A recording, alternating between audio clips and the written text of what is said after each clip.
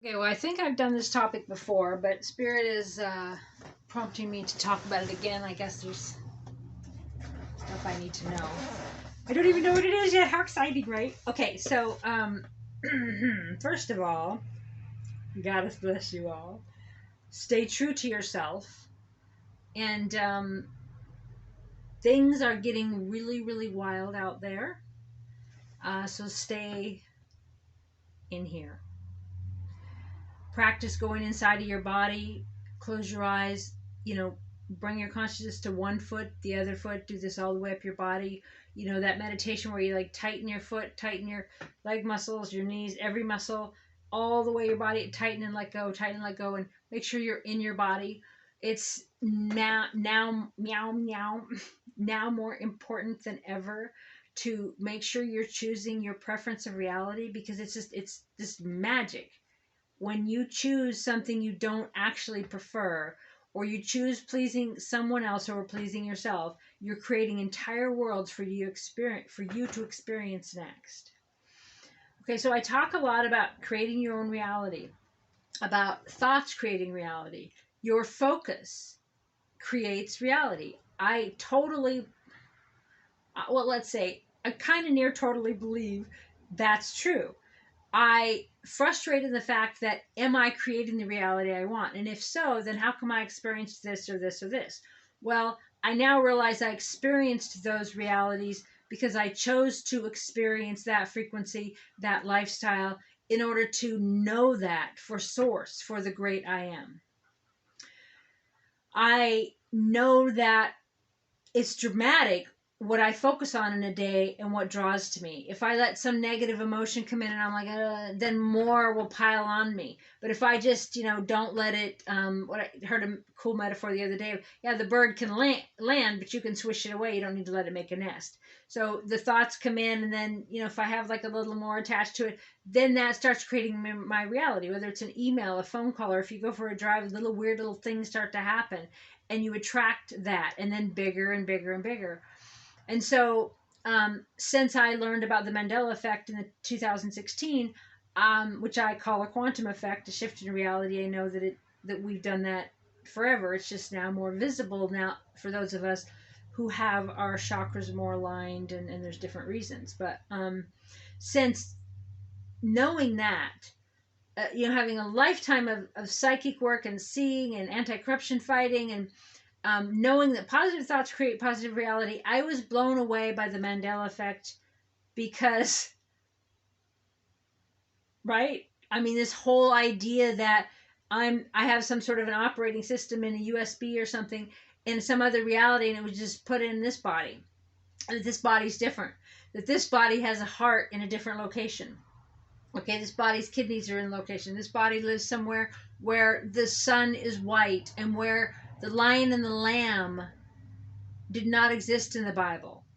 People, there's residue everywhere, right? People still say, mirror, mirror on the wall. I mean, the whole concept of my church was, if you build it, they will come. And I had those words attached to it as soon as I saw Field of Dreams, right? That don't exist in this reality. And for me, the most profound was the heart, but also that we were on the Sagittarius arm and that we moved, right? So for me, it was a complete urge. Wait a minute. Stop writing about corruption because you're assisting to create it. Focus on every one of you. I'm talking to myself here, obviously. Focus on every one of your programs, your triggers, perfect your thought, get to be the best version of you in every emotion. That led me on another 6 years after that being homeless. So, and that there's a lot to that, but in order to get to my core me, free of everyone else's drama, I stripped away more and more and more. Dark Night of the Soul, it became my best friend, right? Just really getting to a place where I'm letting go of programs by immersing in them, right? Yes, lots of fear, but also lots of bliss, tons of quiet and enjoyment, but then also, living in public constantly. There was so much that I experienced that, would I have experienced it had I not heard about the Mandela effect? I don't know. But there was frustration, and why bother creating reality, because we just moved. There was a little bit of anger. My anger and frustration really only lasted about a week, because I love to learn. I have studied spiritual stuff and religious writings, occult, esoteric, the Bible, you name it. What I get my hands on, studied my entire life.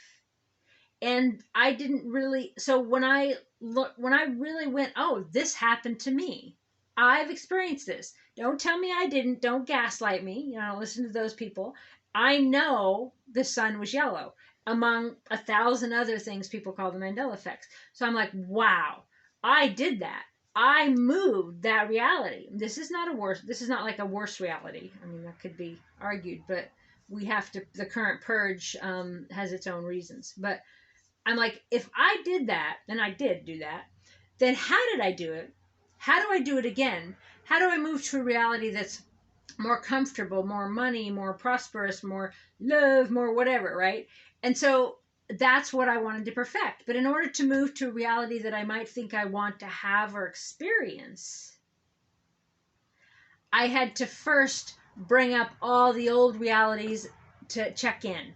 Oh, do you still believe in this? No. Do you still believe in that? No. But it didn't ask you, right? Where you go, oh, do you believe in blah, blah, blah? And then I could go, no. It shows me that reality, and I feel it, and I live it out emotionally. And then I either reject it or I embrace it. I either waller in the memories of the past and waller in so I'm choosing, right? I'm making a vote of what I want next. And so it just, year after year after year, cleansing out old programs in my DNA, in my past lives, and versions of me in other realities. And that all had to be cleared, and is still clearing. There's not much left, though, in comparison. That all had to be cleared before I could learn my creation powers and go to that next level of what I thought I wanted to experience or prefer. Creating what I want to experience or prefer from the vantage point of all of my triggers and traumas and that of my family and my lineage as some sort of a filter would create a distorted version of what I think I want or I think I prefer. And so these notes that I don't know if I've shared with you folks or not, but is about finding a way to create your own reality, finding your way out of the loop, out of the game per se, out of a certain timeline, which is, let's pretend it's a certain level of a game.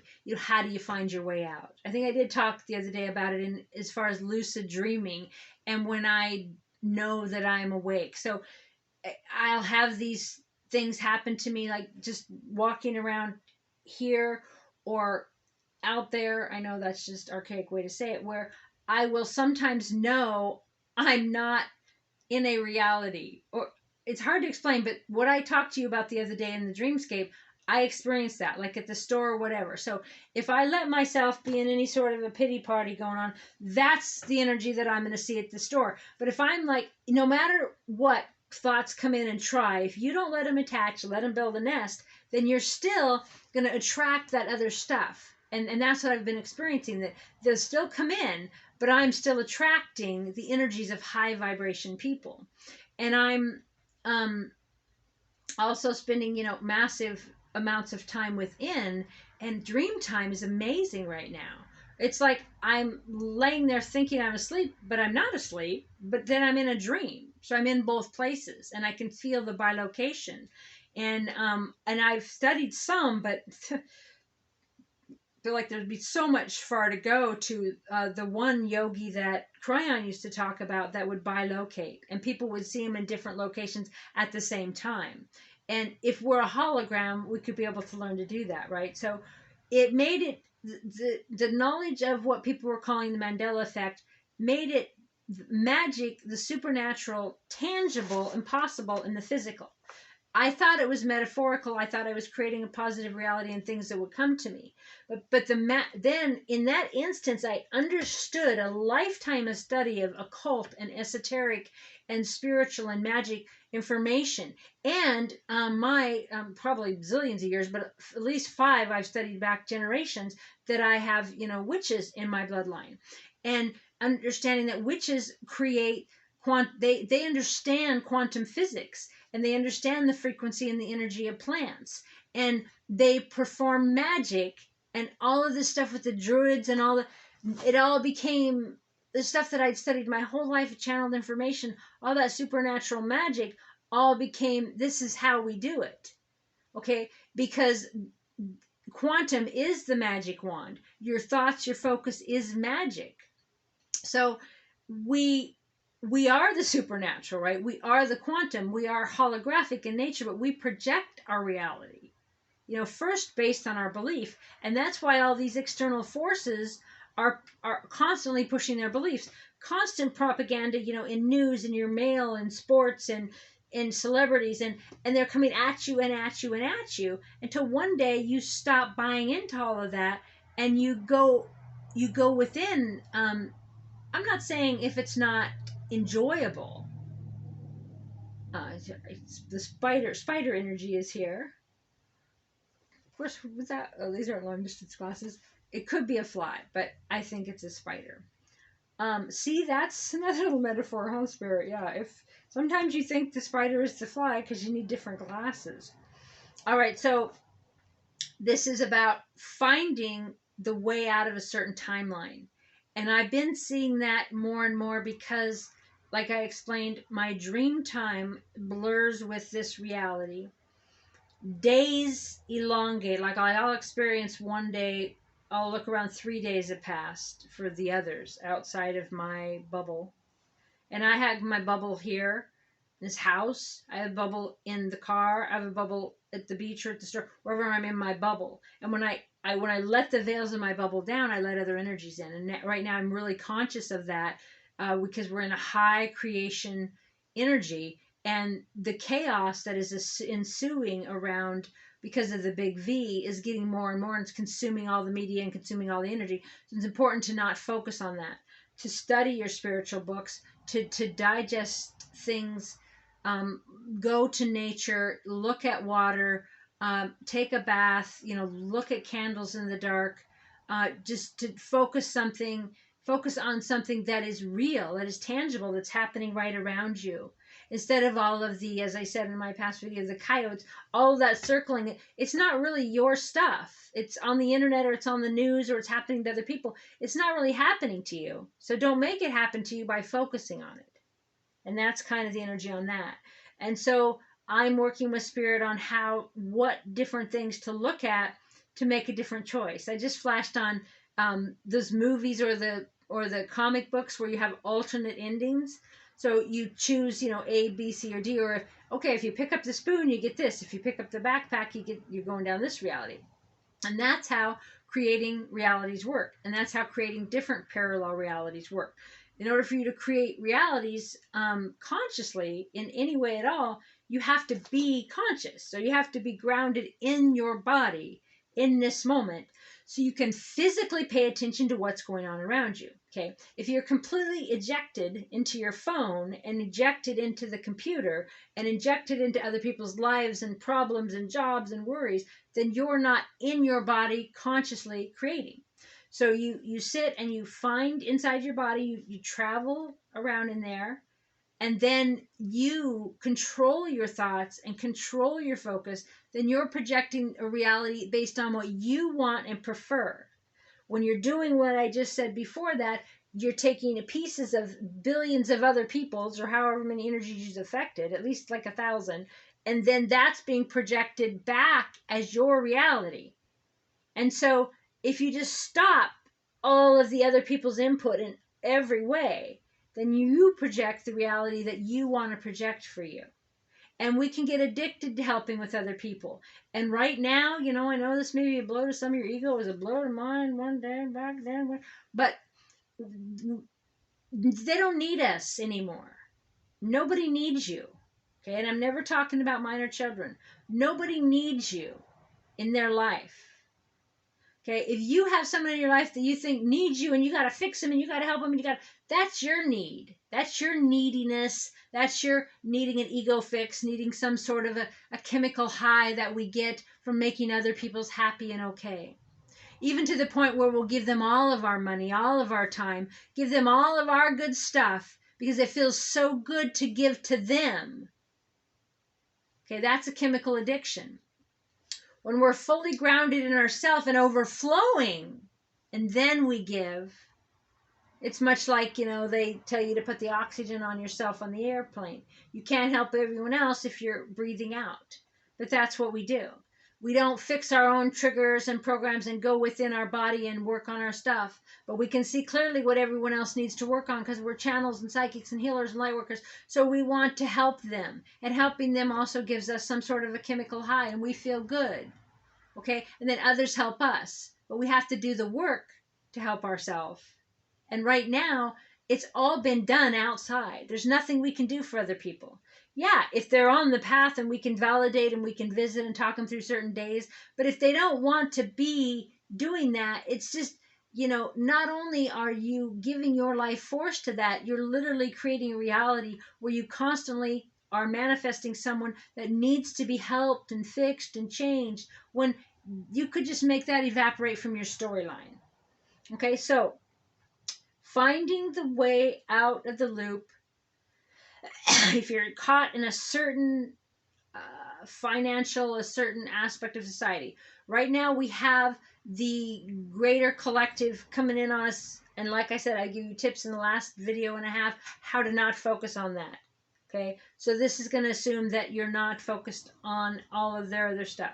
Then whether you go to the beach, whether you go to the store, whatever you're doing, and people can just walk up to you. I mean, come to your house, or you trip over things when you're in the right frequency. And that's what Spirit's showing me now, that to keep focusing on my own self and my own frequency and paying attention to my environment and my I think this came up earlier, so I didn't finish the thought. If we're not if we're ejected into our phone and our computers and all of that, and we're not projecting our reality from a point where we're actually really in our body, and Spirit's showing me this again, it's being projected for us. So it is okay to sit and to do what other people might think is nothing. You might feel stupid. You might feel like you're not valid. You might not, because those are all chemical highs too. Oh, validate me. Am I worth something? Am I okay? Am I good looking? Do I have enough? Did I do okay? Constantly needing that. But Spirit's showing me that, yes, I can't find the way out of the loop if I first I'm not in my body. And I'm not in my body if I'm connecting with all the stuff outside of my body. When I'm in my body, I'll notice the differences in my physical reality, where that is where my comfort is created. That is where my abundance is created. That is where the life that I want is created. I'm able to create all of this stuff to get more of the chemical reaction of abundance. I'm able to create these things to fulfill all of these chemical needs, but I'm not able to create the substantial house, property, library, the bigger picture that I want in the physical, Spirit says, because I'm not fully projecting from my body. I'm projecting from outside of my body. Okay, so in order to be in my body, I have to notice the physical that I'm in now to project and pull in the new. Okay, so that's where you're walking around, not looking at your phone, not worried about what someone likes you or not feeling stupid, not feeling self-conscious. You're completely in your body. And the best way to do this is to pay attention. So you're looking at, that's probably why Spirit brought me this white curtain over here, and there's a big black spider walking down it. And so it's paying attention to everything that's going on. So when you go out driving, you let things come to your attention. So you're not so focused on your partners and your family and your dribble, your jobs, and I got to do this and I got to do that, and your phone and who's going to love me and all. You're not focused on that, but you're in your body and you're looking around. So in order to find the way out of the physical reality you're in, you first have to see the physical reality that you're in. Much like the masses are doing right now, in order to change the belief and change the consciousness, the masses first must see. Once they see, then they give permission to the next step. Okay? They can't see because they've been hypnotized by their overlords. Now, we're not part of that. Okay? We've stepped outside of that energy, but we're still part of that collective. Okay, so that's what Spirit, there's going to be more lessons to this, Spirit's telling me, of how to find my way into the reality that is comfort and joyous. But first, I must see the reality that is around me. Okay, and so, and be comfortable in my body wherever I am. And I've been doing that, and I've been learning that for years in what I feel like is some pretty extreme conditions. But now I'm in a new timeline with a new set of options, a new set of doors to experiences and realities. Now, the door to the reality that I want, that's going to be what I think I want, I have to first be in my body. What's most important? Contentment, comfort, peace of mind.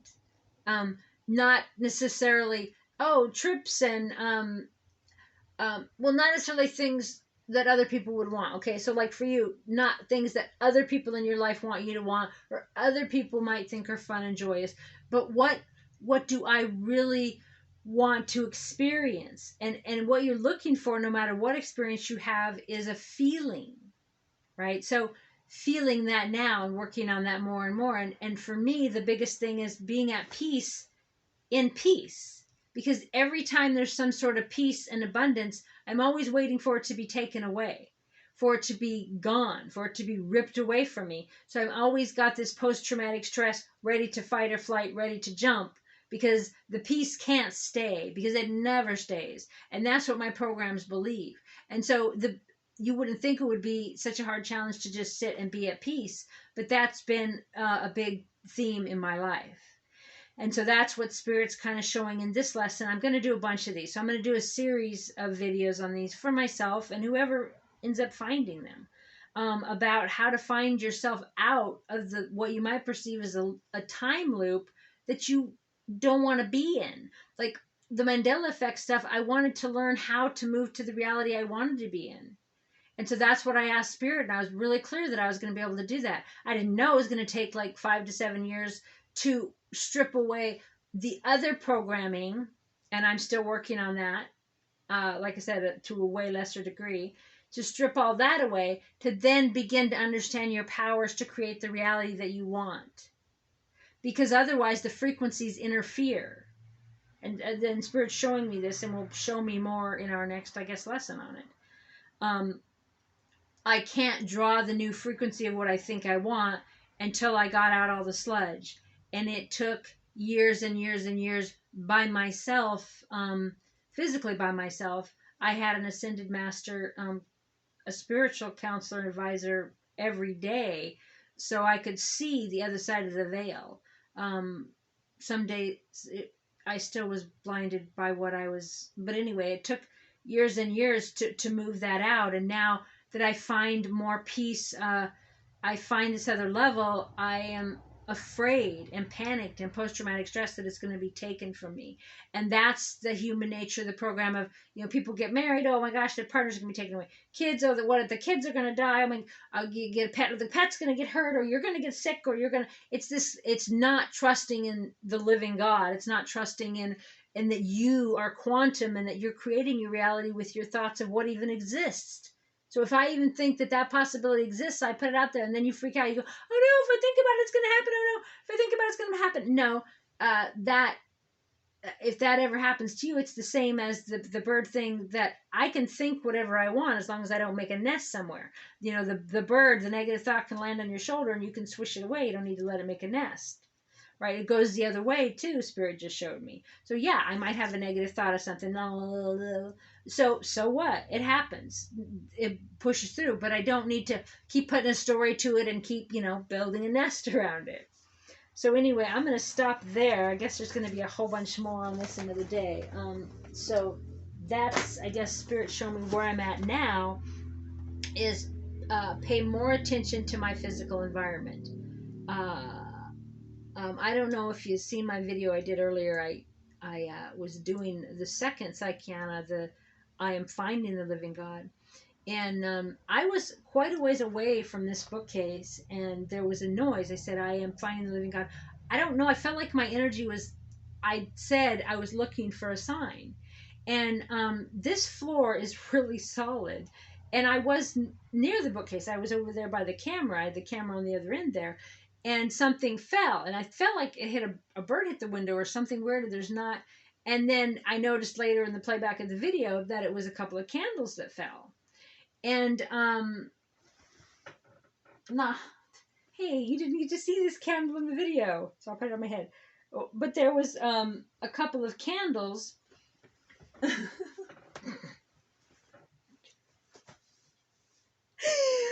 be a good little candle that just fell over at an odd time, and when I asked for a sign, and so I forgot my point of that, but.